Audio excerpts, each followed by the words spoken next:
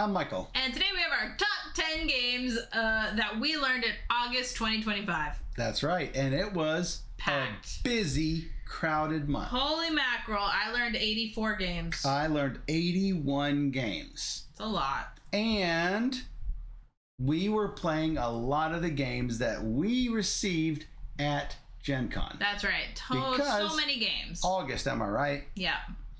Also, something really good happened. Our friend Dan came to visit. That's right. You'll see him up here in the chat sometimes as BGG Tool. Yeah. And so we played like 70 games with him or something. Like I learned 50 games while he was here. So it was very, very busy. I did nothing else but play games. Wake up and play games. That's right. Go to bed. I was like, you think you might reach 100? No. So I think our busiest month like ever was in the 90s. Yeah. So 80s. This came real close to the busiest. Came close. And that's thanks to Gen Con too, because, we got a lot of games. And actually a lot of games are shorter that we picked up at Gen Con, so they're easier to get played. Well, I think... So it's easier to play a 15-minute game. That's right. So since COVID happened, and you started having all the problems with the shipping containers, the move was on to make games smaller. So usually smaller games can't be epic games, and they tend to be faster, smaller player counts, right? Mm-hmm. Then the tariffs happened. And so, again, you want small, inexpensive games, and short attention spans happen. I mean, everyone knows back when I was growing up, they called us the microwave generation because we couldn't wait for food to cook on the stove or in the oven. We had to put it in the microwave. Boop, done. And we had, short attention span theater and things like that. I think that has just gotten more and more and more prevalent these days, where people are reluctant to play a game sometimes, or so they say, if it's more than 2 hours long. I'm not that way. Bring me the epic games, because I love epic games. Jovia says, what did you say? I was distracted with my short attention span. Exactly. See, I would rather put the pizza in the oven for 15 minutes versus putting it in the microwave for like a minute. Right. That's me. Yeah. I would rather have the oven cooked pizza than the microwave pizza. So I've never been a fan of the So you're microwave. Saying you would play the grand 3-hour game. I'm just saying I want better. Or 5-hour, 10-hour. Better quality pizza. Better quality games. Not to say short games are bad. It's the same sort of analogy, right? Sure. Where, you need the larger games to be, okay, this is epic, right? But I think the trend is to have shorter quality games in a small footprint. People are often downsizing. You're seeing the trend with these little small houses. You call them tiny houses. I think tiny houses. Stacy says, "Give me the grand epic games." That's right. But people are not wanting a garage full of games or a basement full of games, or in our case, to me, a living room, dining room, streaming room, and workout room full of games. So, all the games. But yeah, we're crazy, but we would rather see the bigger games. But that's just not what we have these days. We were able to bring home everything from Gen Con easily. Like easily. We could have fit another, 50 games in there in the Mazda 3 of unlimited size. Yeah, for sure. So, Stephanie. What?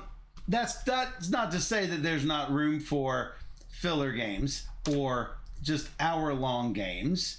Most of this list are hour-long or shorter. Yeah. So what you want to find the best, and that's why you're here watching this top 10. So, all of the games this month, doesn't always happen this way, but all of the games this month were generously provided by the publishers, but they didn't give them to us in exchange for their place in this ranking in this video. They gave them to us because they know we like to play all the games. So let's bring it on. Bring it on. Now, my number 10 is a game from Gamehead.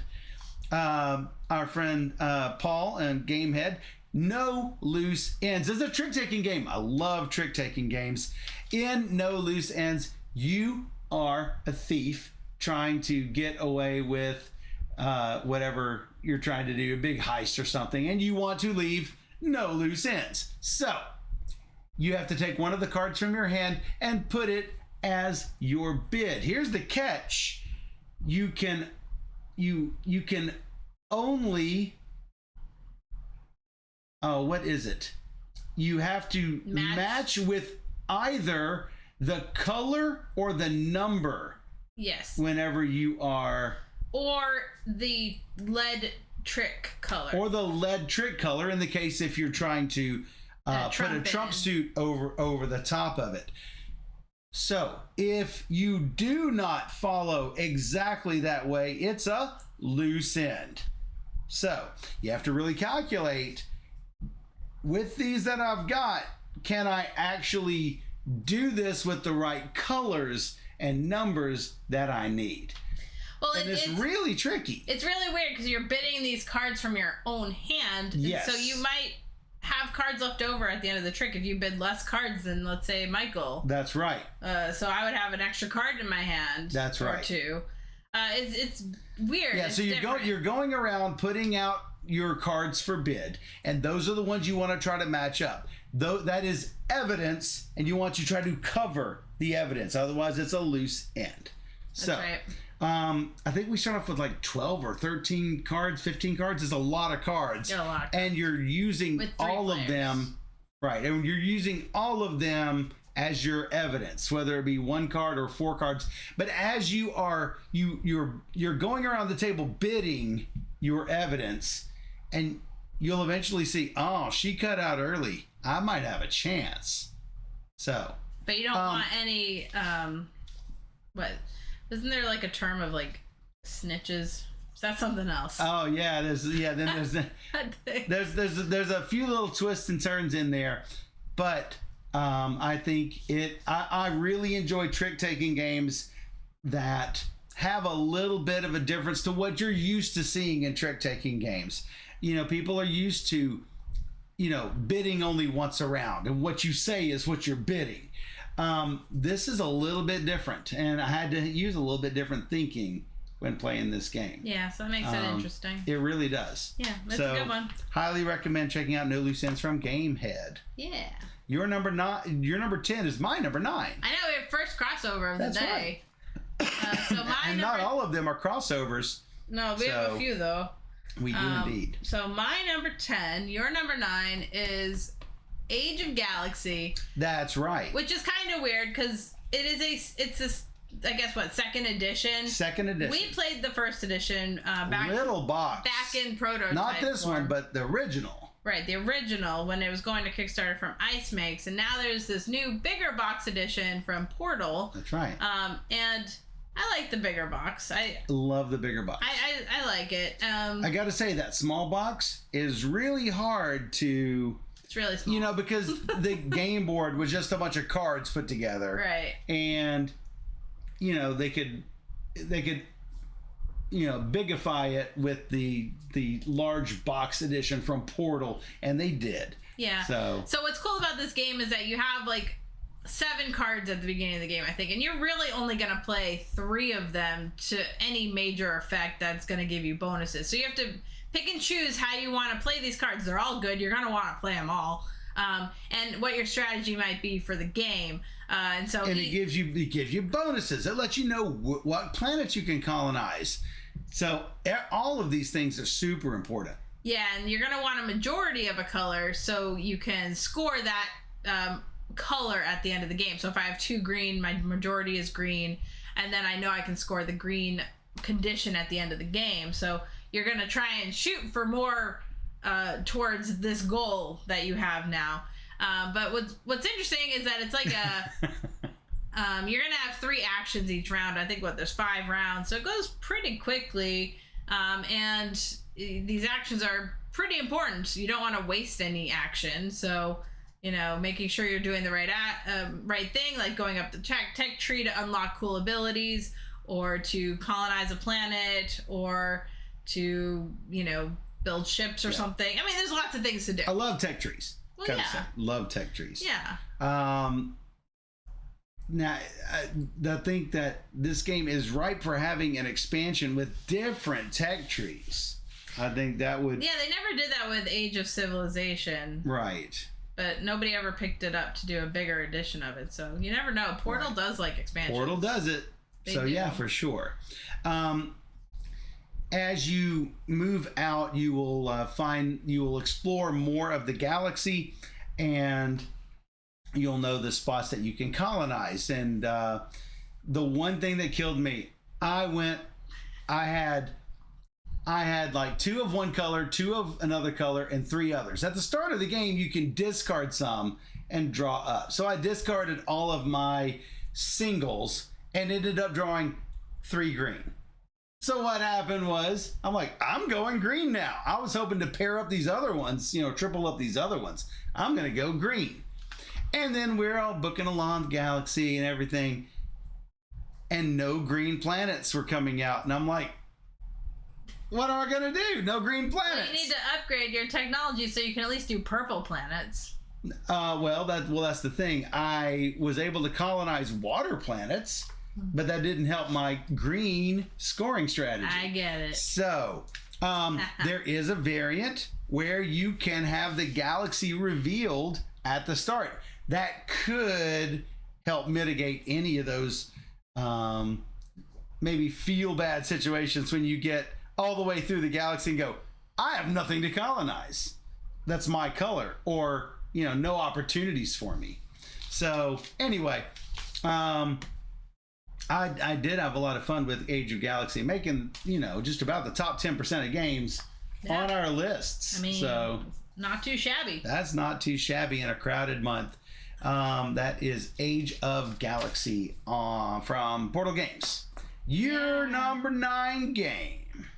From the Up. From the Up. It's called Cat Between Us. This is a small card game, and you're trying to manage your hand of cards to hit a target number. But you don't know what your cards are going to be worth until you start seeing how the toys reveal themselves as people play cards to the tableau. And I really like this mechanic because you have to mitigate your hand of colors that will ruin you. So if you know the blue is going to be worth value 9, you're like, that is way too high, get rid of my blue cards. Now I'm stuck with the red, yellow, orange or something. I need to make sure those numbers are in my range of what I need to do. And so playing off of other people and making your hand the best it can be. And what I really like is, as I do better and I win around, I'm going to have more cards than you. So now my values are going to have to be a lot lower than your values because I'm going to have fight in there. I'm going to have more cards than you. So I have to really make sure I work the board accordingly. So I think this little card game has more to it than meets the eye. So I really liked it. I think the 2-player, this barely missed my list. And it's because of the 2-player experience.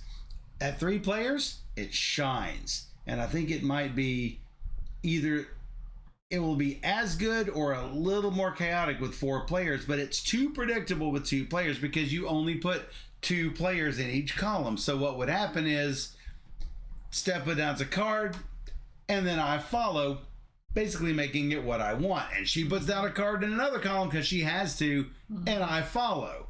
And it sort of locks it down, at least for every other round. I've got full control and then I have no control. Yeah. Maybe if there was some kind of random 3rd player adding stuff in, I don't know. It's something to think about because it didn't bother me like it bothered you, but I understand what you're saying. So, but I did have a lot of fun with Cat Between Us. Yep. Especially 3 players, so good. My number 8 game is a killer game because this game is killer. This is Frozen Horror, otherwise known as the Blue Edition, right? In this game is killer.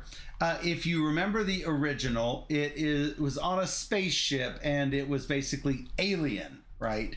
If the alien ended up in your location, you were gone. But you wanted to make sure to put somebody else in front so the alien eats them instead of you, or try not to be in that room at all, right? So in this version, I think that this is probably even better than that. This is basically The Thing, right? Where one of the players is The Thing. Their own real selves is somewhere else in the station, right? So I see someone that looks like Steph, and she comes to my area, and boom. For some reason, we got some jumping going on in the focus or something. Naughty, we were playing games. We are doing our top 10 games that we learned in August 2025. You see it? The camera shake? It's really weird. I don't know why. Anyway, in this, it's basically a four-sided a map, a 2x2 map, where you can go between rooms or cross to the other, diagonal room.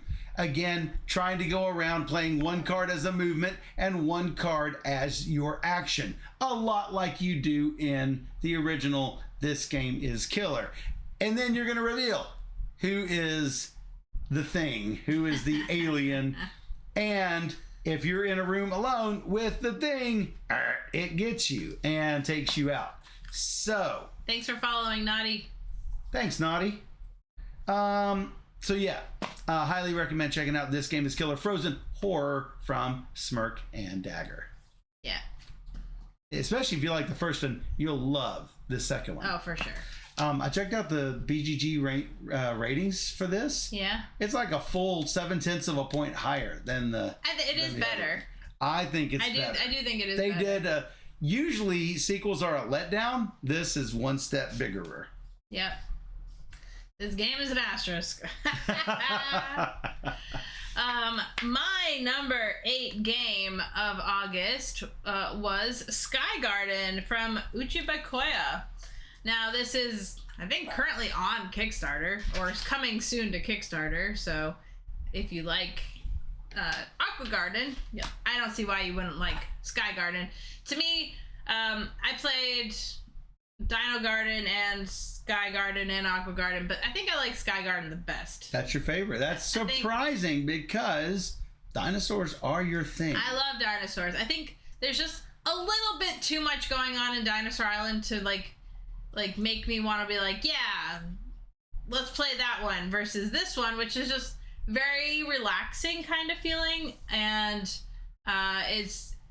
it has enough puzzliness with the cages and figuring out what you want to do to make me want to play this one, and it's more than Aqua Garden, which just feels really light. Aqua Garden is like very light. Very light. So this just adds enough level and keeps it quick, and so people aren't going to AP over the dinosaur one, because the dinosaur one has a lot of good decisions, but there is a lot of things happening, like feeding your dinosaurs and making sure you can move people and do this and that. It just feels like a lot more crunchy when it might not want to be that. Like, I like Dinosaur Garden, but I think I like Sky Garden best. So like right in that, not bed is not too hard, bed is not too soft. Just right. That's right. To me, they all feel very much the same. But to me, they don't. To me, I much prefer Sky Garden and Dino Garden to Aqua Garden. Fair point. So. And that's Sky Garden from Uchibakoya. Yep. I think we should go ahead and do my number 7, which is your number 6. Okay, you want to? Yeah, because my number 6 is her number 7. That's okay. You just put it on my side. Okay. Because you had it. Well, now you changed it. Or you didn't. Yeah. Yes, this is my number 7. The Great Evening Banquet from Sashi and Sashi. So, Sashi and Sashi is known for having these puzzly sort of games with the mom and the dad, the grandma and grandpa, and the boy and the girl, right? They're waiting for the elevators, or they're Going on a cruise or whatever, right? Well, all the adults have to go out to a dinner party. Kids have to stay at home, and you are arranging them around these tables in order to satisfy the VIP and the photographers in each row and column. And ultimately, at its heart, it is a drafting game. If you enjoy drafting games and pattern recognition and arranging things, and then arranging them at the tables so you've got certain mixes of people and colors, then you're going to score a lot of points. And that's why I really enjoy. I love the puzzly nature of their games. I mean, it's always so interesting. Like, these are my options. How can I best make it work by seating them at my tables? And it usually doesn't work out the way you want it to or how you planned in your head, but you try your hardest. And I just like the drafting nature. Sometimes you got to take what's left over, right? Yeah. No, it's a lot of fun.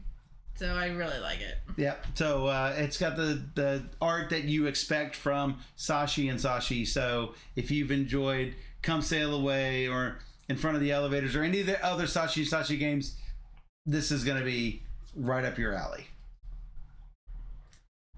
Yeah, exactly. Trying to remember the cruise they went on while waiting for an elevator on the way to a banquet. Before the guests arrived. That's right. So that's my number 7 and your number 6. This is your number 7 and my number 6. This is my number 7, yes. Yes, that's what I said. I know. It's confusing. You're confusing. So, number 7, number 6. That's right. Jungo from Happy Camper. Yeah, this game is just great. Yep. We've said it before. It's as if Scout and Linko, or what do you call it? A Bluxen, merged together and had a baby or whatever. And taking the best parts of each and getting rid of maybe some of the parts that you didn't like from those games. I mean, the game is literally a 5-minute game. You can't complain about it. Exactly. Sometimes you get it's super fast. It can get a little random, and there might be a hand where you're like, oh, that had no way I can win. I've got singles of everything. Yeah, but it's so fast. Yeah. And it totally doesn't overstay its welcome. No. You can play until someone wins 5 games. You know, yeah, and then that wouldn't feel long because it would not feel long. Each game is so fast, so. And you get to yell Jungo, says Panic. You get to go to the Jungo, and you can play Jungo. That's right. So yeah, and super quick to teach, and super fun.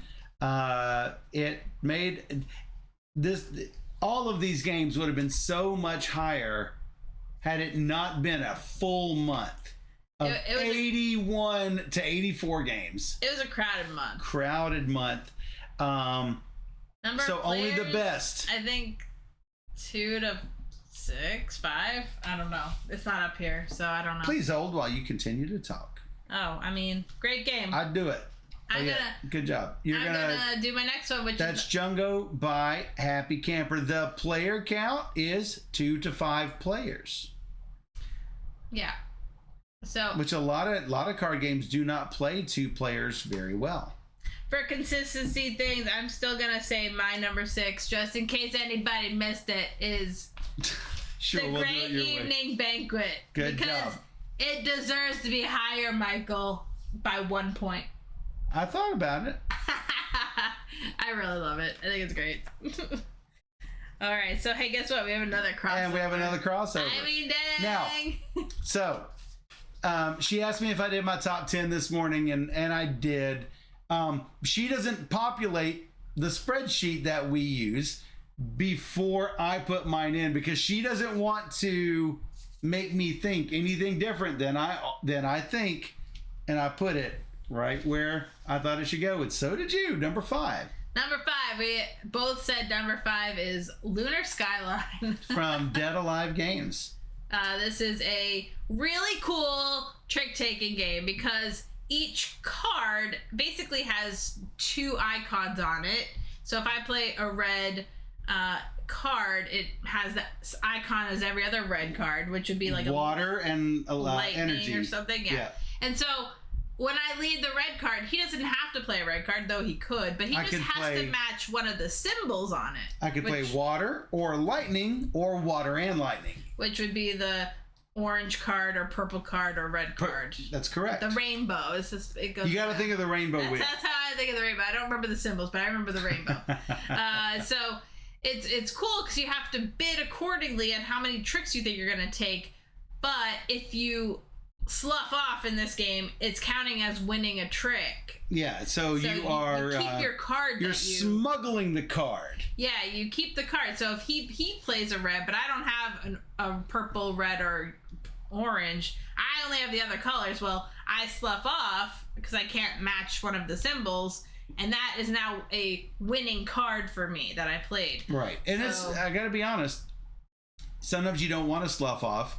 But it's hard to slough off. It's really hard. You can't count on sloughing off because it's just people are not going to play the way you think. Because remember, you don't need to be short in one thing. You need to be short in 3 things. Yeah. So that you can't possibly play on that half of the wheel. And then you're only sloughing that middle portion of those 3 things. Right. And so the trick is like, I'm not going to have any red. But that means if they never play a red, you're never going to slough off like you thought you would. That's right. So they might be playing an orange card that you can now play a yellow card on.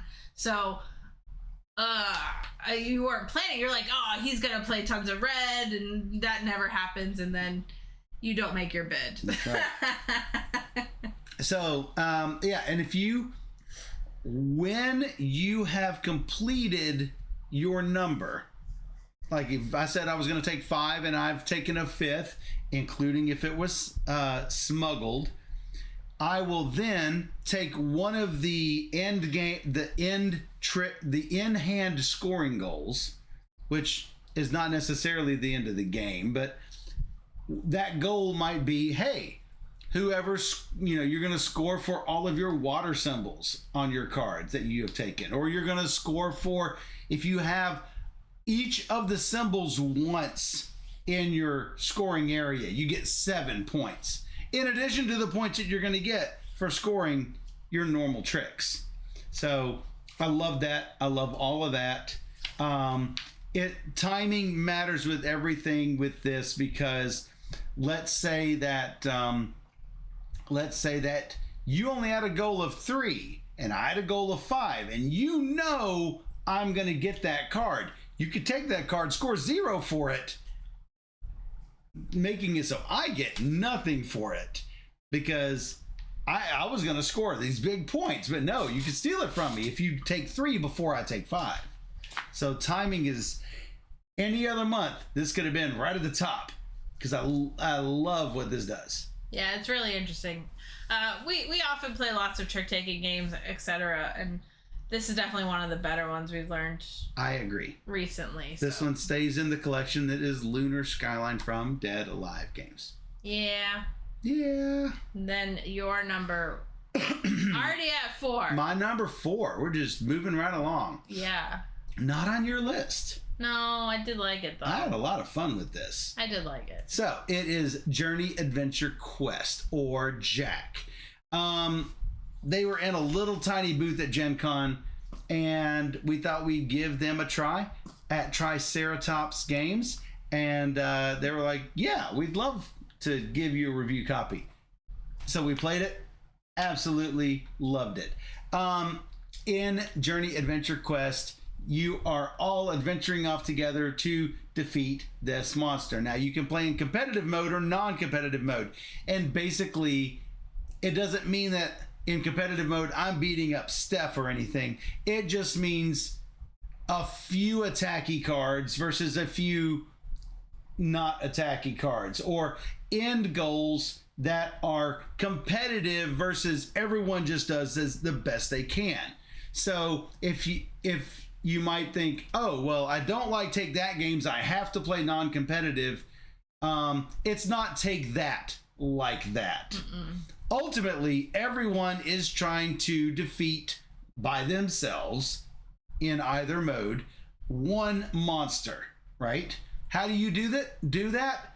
By drafting cards. Who does not like drafting games? I love drafting. I love drafting games. That pushed it super high on this list. So you're going to have your hand of cards, and you are going to play a card in the dawn, noon, or dusk positions. The first one has to go in dawn. So you look, you're like, does this have any special powers for dawn? If so, I want to put it. Oh no, it's for noon. Well, I don't want to give this card to Steph because then she'll get this bonus at noon. Because noon is the next card we're going to play. That why I never got an awake bonus? Because I not once in that game did I get flip it over at the right time. You get a bonus. Not once. No, I got plenty of them. So I put it in there, and then we're going to program 3 of them. We still got 4 cards left, but we're going to do that day's things and see where we stand in attack, defense, and knowledge. You have to outthink the monster, out-attack the monster, then not take any damage from the monster. So we only fight the monster after the second day. So we're going to take those last four cards. We're going to draft 3 more. Dawn, noon, dusk, reveal. Again, these are going to cost you damage or coins or nothing, which is even better. Then we're going to compare our stats with the monsters. So pretty awesome. Then the monster's going to upgrade. So you take the card and you put a card slightly off angled. So if it had a 1 power and now it's got 3 more power, it's a power 4. And but the same things happen with your cards too. If you had an armor and you add another armor on top of it, it gains some of the abilities on the old armor, and it upgrades and upgrades. I love how that works. At the end of the game, you're going to get bonuses based on whether you could complete your adventures, and then you're going to score for the in-game quest cards. The journey cards are all those little cards you drafted along the way. Journey, adventure, quest from Triceratop Games. Yeah, I like it. You're number 4. I have not played. No, I picked Luthier for number 4 from Patterson Games. Yeah, really, really gorgeous game. First of all, it's beautiful, amazingly gorgeous. Really cool use of action discs, like your worker placement into different areas, but then once everybody's placed all their discs, then in turn order, you start revealing locations and taking actions at different locations. So, you know, you have a disc at a place, but you're like, I'm not ready to go there, but then Dan picks the location. You're like, no, I didn't do that first. So you have to be prepared at any moment. It's all about the timing. It's all about the timing. So it's a resource management game, and you're trying to fix. Yeah. And Dan weighs in at the chat. Hey, I was doing fine. It was fine. And so you have to recruit the nobles, the patrons, and you gotta get all the music in line, the instruments, and yeah, lots of good juicy choices. It's a big game, so there's a lot going on, but I really like how the actions play out. You gotta be prepared. Again, in a less crowded month, this could have been at the top. Oh, for sure. And I will say that with more plays, this could go up. I could see it going up. Because I only just played it the one time, and I would like to play it again. And eventually we'll play it together. So, do you think I'll like it? I don't see why you wouldn't like it. There you go. I know you'll like it. I know he'll like it. Yeah. So definitely worth checking out, especially if you like the music theme. It again, one of the most gorgeous games. Gotta love it. Gotta recommend it to Colorfly, huh? Oh yeah, I'm sure she already has it. Let's hope so. I'm sure she backed it. I would be surprised if she didn't. Let's just say that.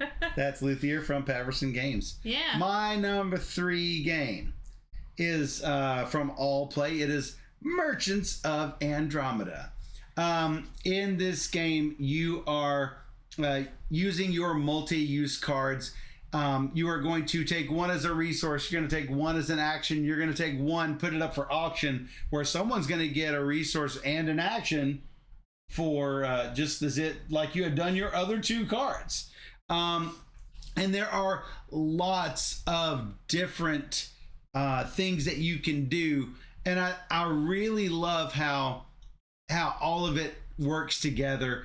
You are exploring planets on one board. You're habitating a space station on another board. You are defending against the aliens on another board. You are voting for politicians to implement certain rules in the game on another board. You're keeping track of who is collecting certain resources on another board.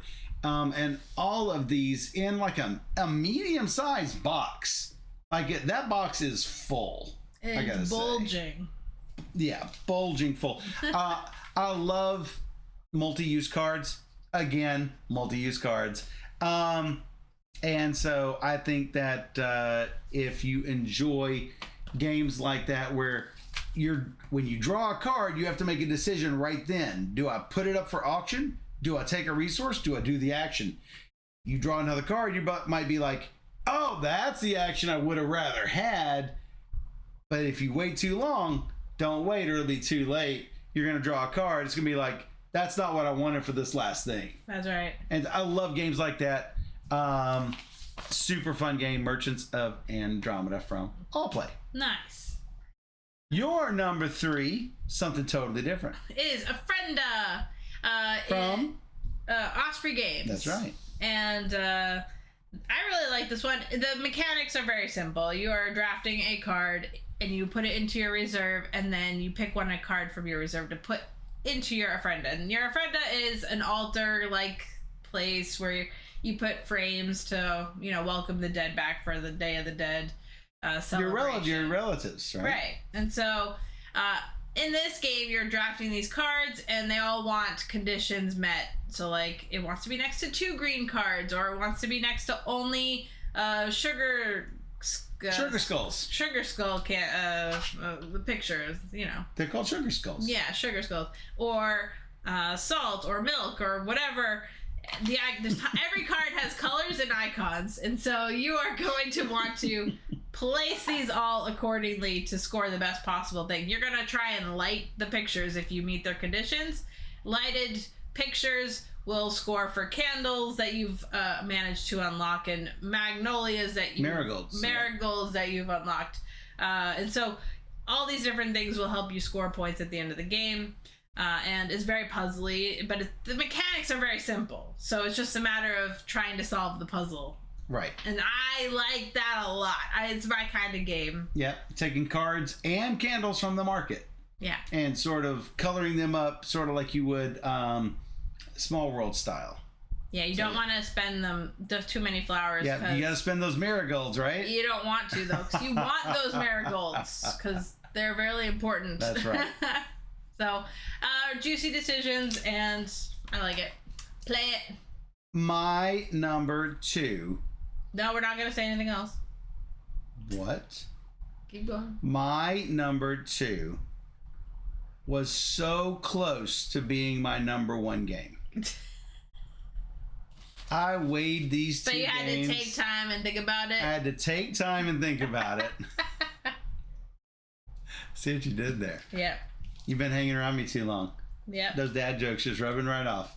Yep. So, I could basically call these 1A and 1B. Here's the thing. This game I have not seen all of.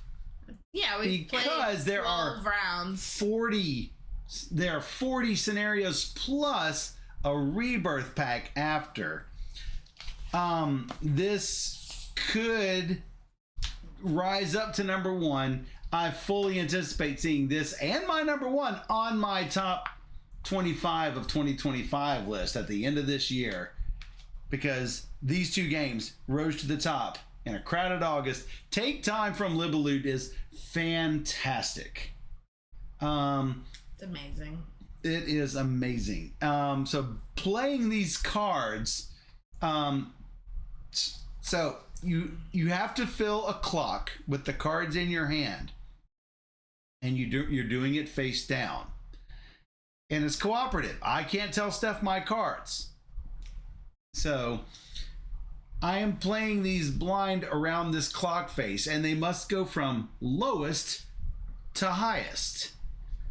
And you have to also follow the rules that are on the clock. Like you might have one segment that has to be as close to 6 as possible, or as closer to 6 than any other segment. And that's not always easy to do. So I love the challenge. It gives me that same Bomb Busters deduction feel, and Bomb Busters #1 game of last year for both of us.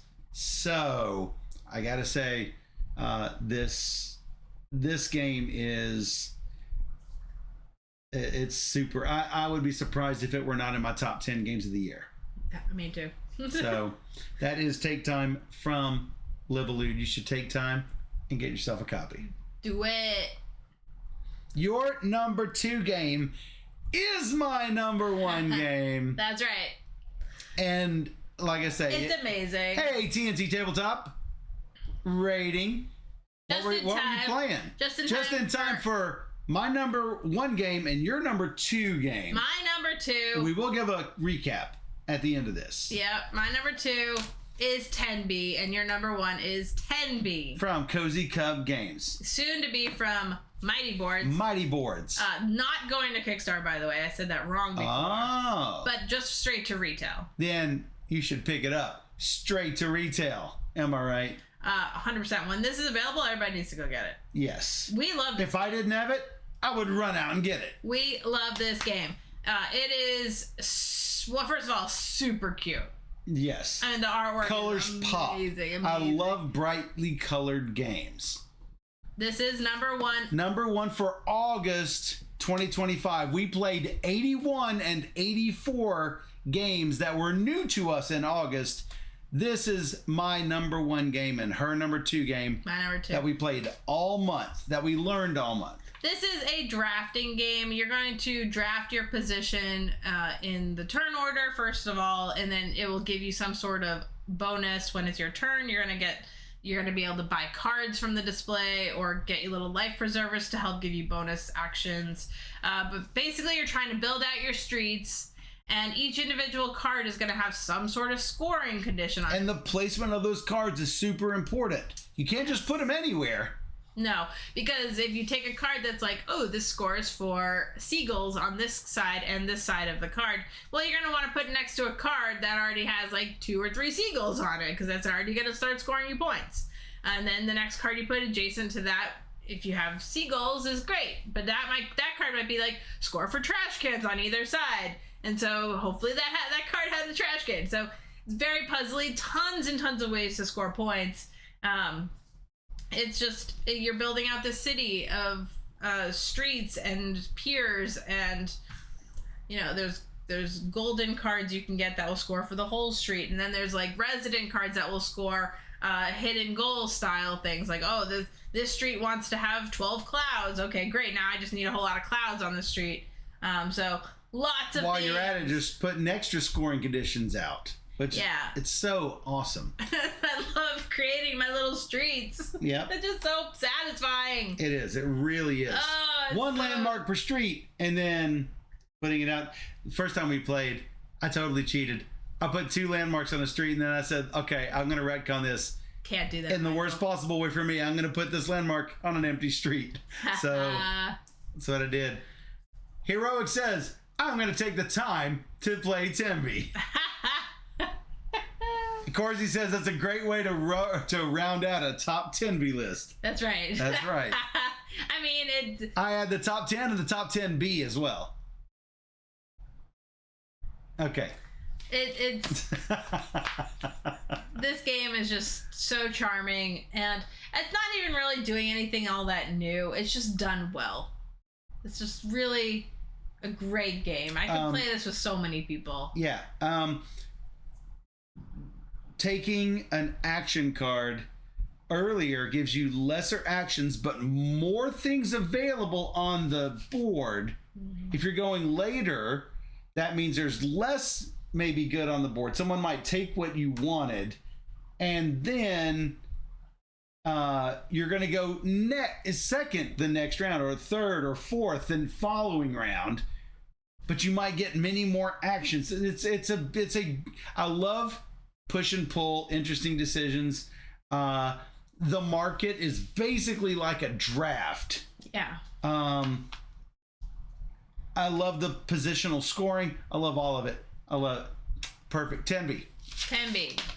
Yeah, everybody needs to get it. That's right.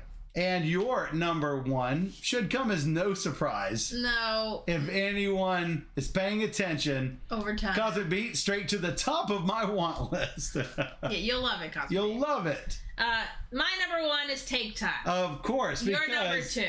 It's another flip-flop. I mean, I agree 10B is wonderful, but Take Time just offers something new that I've never seen. So this is... It's true. Hands down my number one game of the month. Like, it wasn't even a question, and I love 10B, but Take Time... Like I say, Take Time could go above 10B.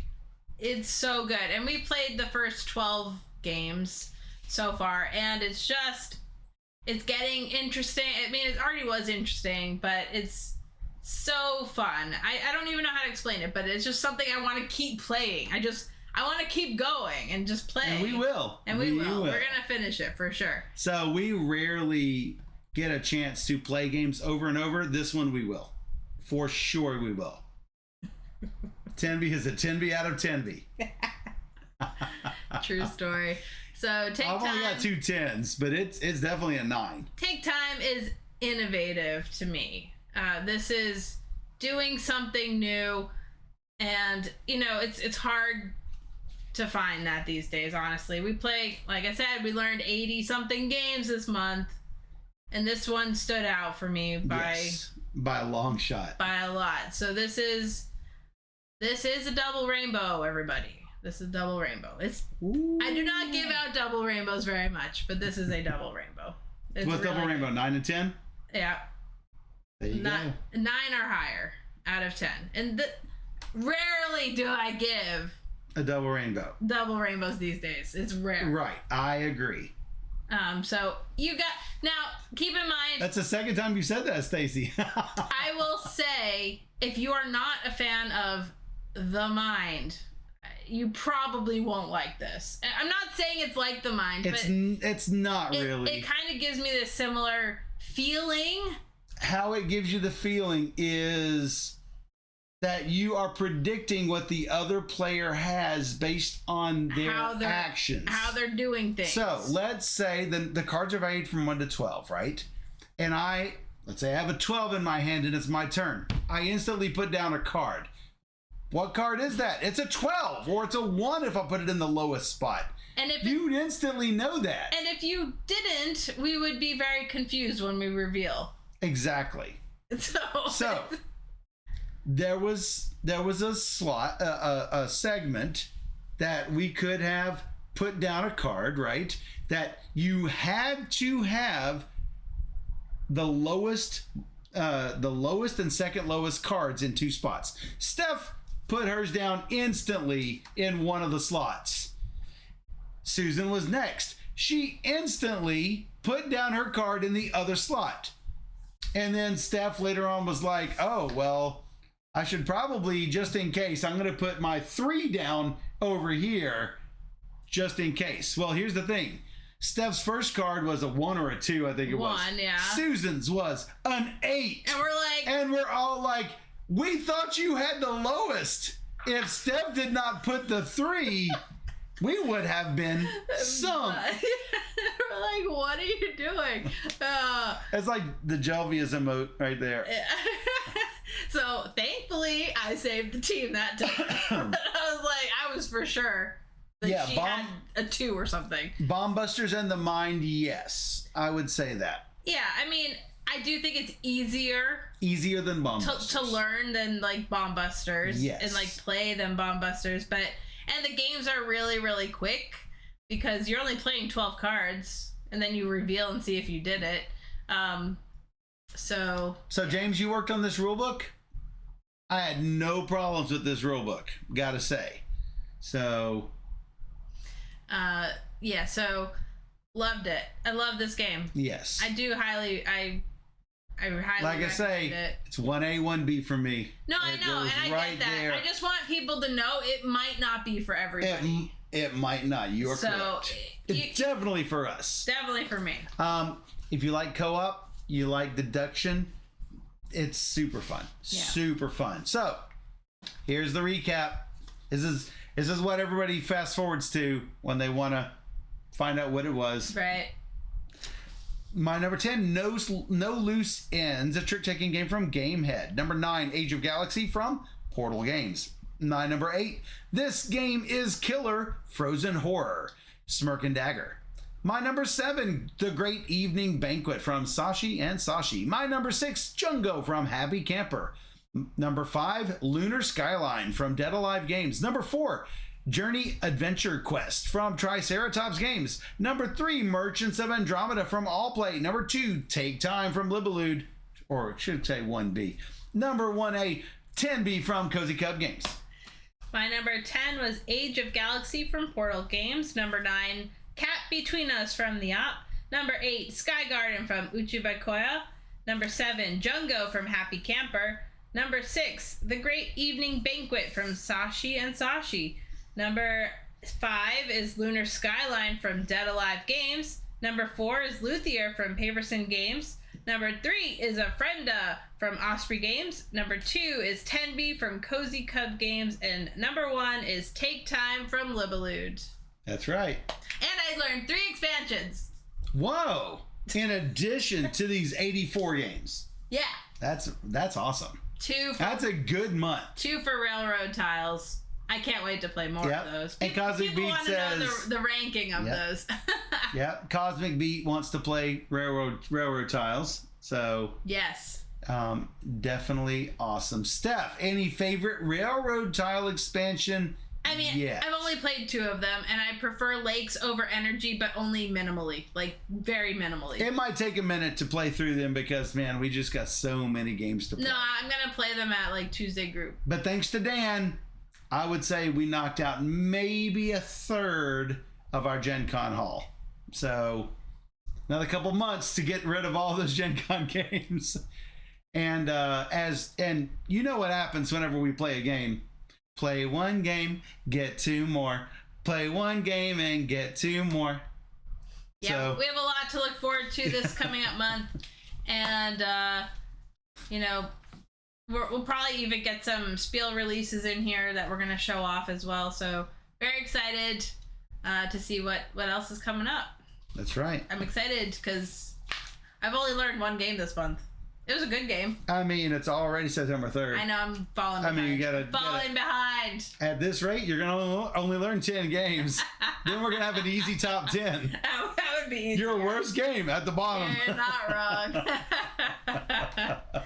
That's right. So, if you enjoyed this top 10 list, we do it every single first stream of the month. And so... whichever Wednesday or Sunday is the first one of the month, unless we're at a convention, we'll be right here doing our top 10 list. And if you miss it, you can find that on our YouTube channel. Just search for Board Gamer Steph, where we've got top 10 videos, weekly recaps, overviews, teaches, and playthroughs. Over, 1,800 videos? Like 1.2 million. No, yes. 1.2 1,800. Or even better, you can join all these people who are chatting with us live on twitch.tv/BoardGamerSteph. We stream every Wednesday and Sunday at 5 p.m. Central, and we don't just stream 1 game. We stream 3 games or more every single stream. So come join us on Twitch, where we play all the games! And for those on Twitch, we'll be right back.